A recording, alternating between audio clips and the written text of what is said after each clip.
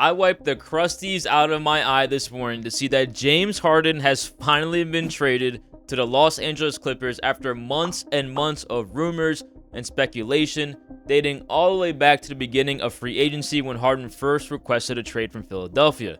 It took exactly 1 week of the regular season to be complete for the deal to finally happen, and I must say, it's extremely exciting for the league. To quickly summarize the deal, the Clippers received James Harden and PJ Tucker in exchange for KJ Martin, Nicholas Batum, Robert Covington, and Marcus Morris, as well as some draft capital, 2 first-round picks, 2 second-round picks, and a first-round pick swap. To clarify the first-round picks that Philly will be getting, the 2026 first that they got will be the least favorable of the 2026 Houston, Oklahoma City, and Los Angeles Clippers first.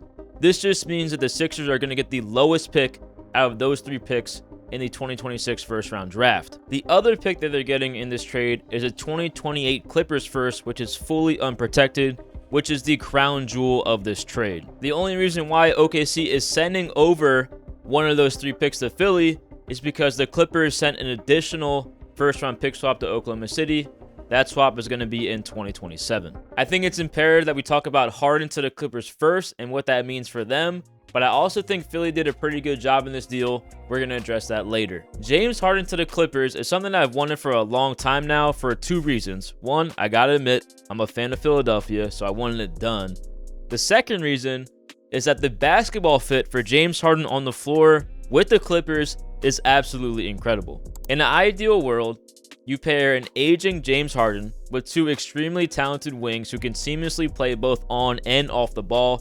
The Clippers just so happen to have both of these guys in Paul George and Kawhi Leonard. The one thing that the Clippers have been missing during the Kawhi and Paul George era is a legitimate floor general. Since 2020, the Clippers' notable point guards have been Patrick Beverley, Lou Williams, kinda, not really, Reggie Jackson, a 34-year-old Rajon Rondo, Eric Bledsoe, and John Wall. Most recently, they acquired Russell Westbrook as a late-season free agent acquisition last year, who is easily the best point guard they've had since the Lob City days with Chris Paul.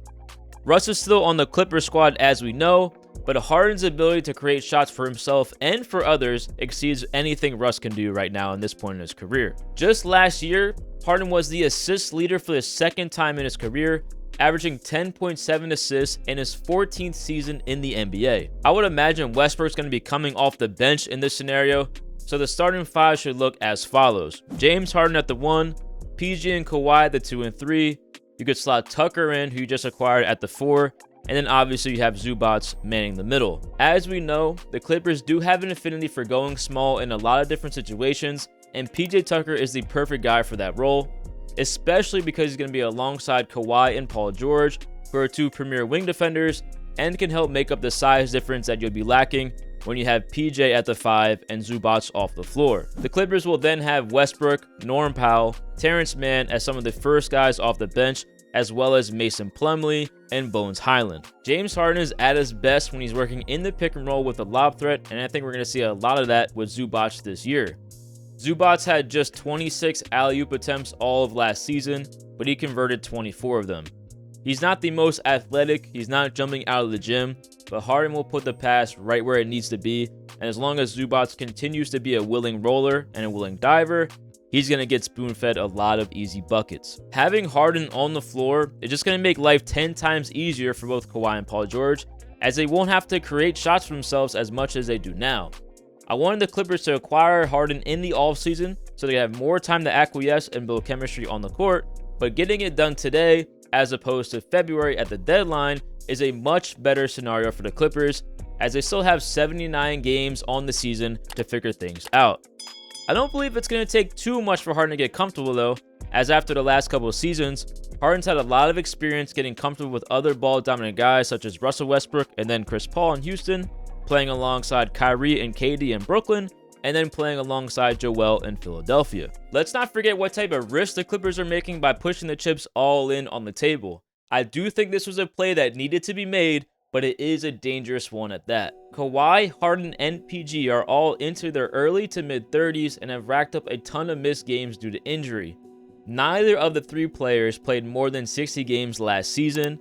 Kawhi and PG haven't played more than 60 games in a season since 2019. It's well documented that those two have had an issue missing time in the playoffs as well.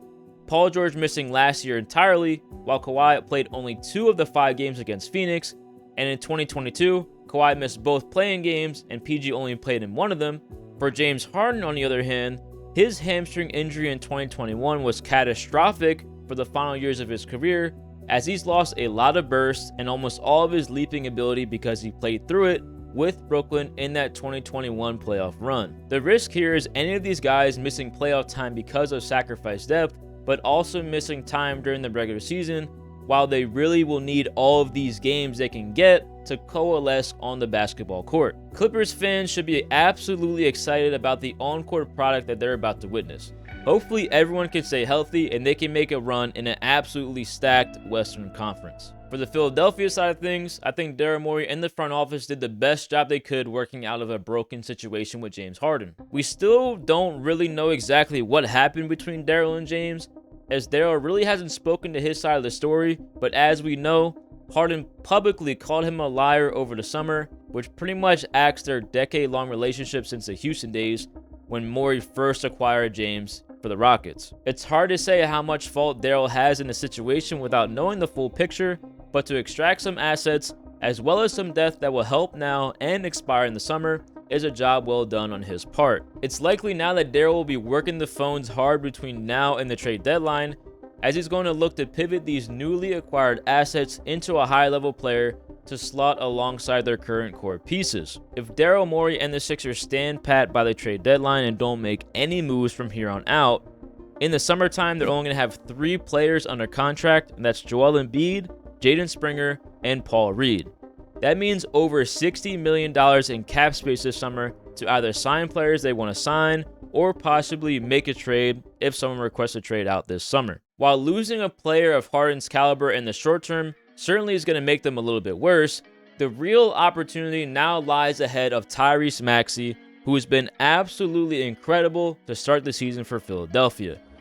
Tyrese recently was awarded the Eastern Conference Player of the Week due to his play through 3 games, just over 30 points a game, just over 6 assists per game, and just shy of 7 rebounds a game, while shooting 50% from the field, 56% from the 3, and 91% from the line. It's very hard to see these numbers keeping up, but it is very evident that Maxey has taken another leap this season, particularly in the playmaking department. Tyrese has been making reads this year on the floor that he simply just never made in his first 3 seasons, and I believe that this past week of play may have been some extra motivation for Philadelphia to move on from James Harden amidst the reporting that he was ramping up and getting ready to rejoin the team.